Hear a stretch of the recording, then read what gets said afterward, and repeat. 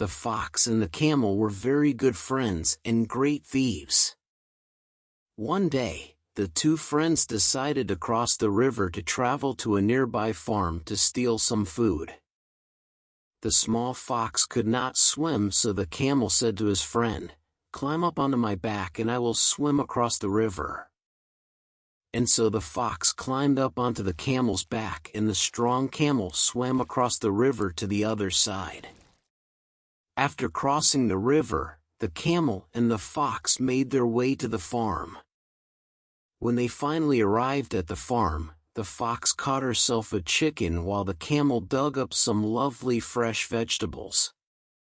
The greedy fox quickly gobbled down her chicken and then said to her friend the camel, "When I finish eating I am accustomed to singing." "Do not sing just yet," said the camel as he was chewing on his dinner of vegetables. "I have not yet finished eating, and if you sing then the farmer will hear you. Let me first finish my dinner and then you can sing as we make our way back home." But the fox did not pay any attention to her friend and began to sing at the top of her voice. The farmer soon heard this singing and came running out of his house waving a large stick. "I will teach you how to steal from me," exclaimed the angry farmer. Because the fox was so small and nimble, she was able to run away from the farmer. But the poor camel was very slow, and still in the middle of eating his dinner, and so he did not see the farmer until it was too late. The angry farmer set upon the camel with his large stick, and the poor camel received many blows to his legs and back before he was finally able to escape. When the camel reached the river, his bones ached and he was very upset with his friend the fox. "Why did you sing when you knew that farmer would hear you and you could see that I was still eating my dinner?" asked the camel. "Because it is my custom," replied the fox.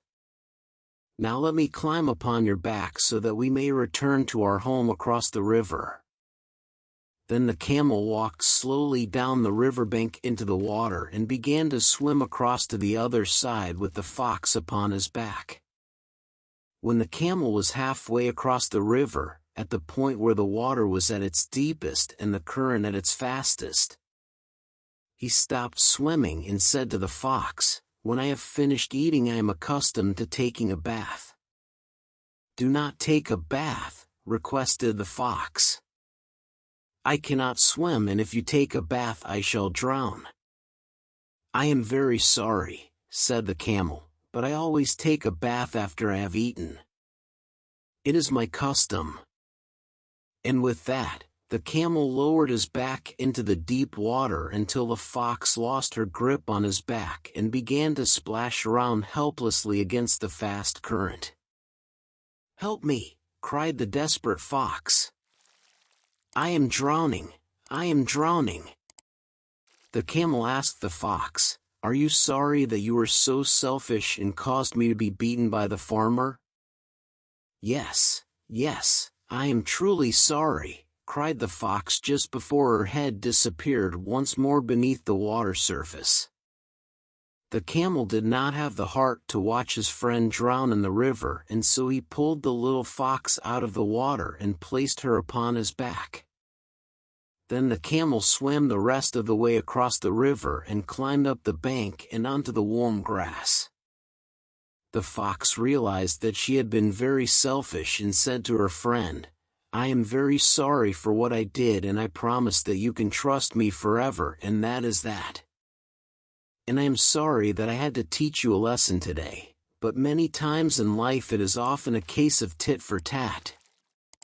Then the two friends began to laugh and roll around in the warm grass while the sunshine dried their wet fur. The fox had learned a valuable lesson that day.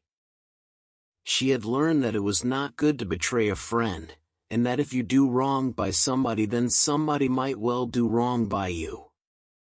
It was indeed a lesson of tit for tat.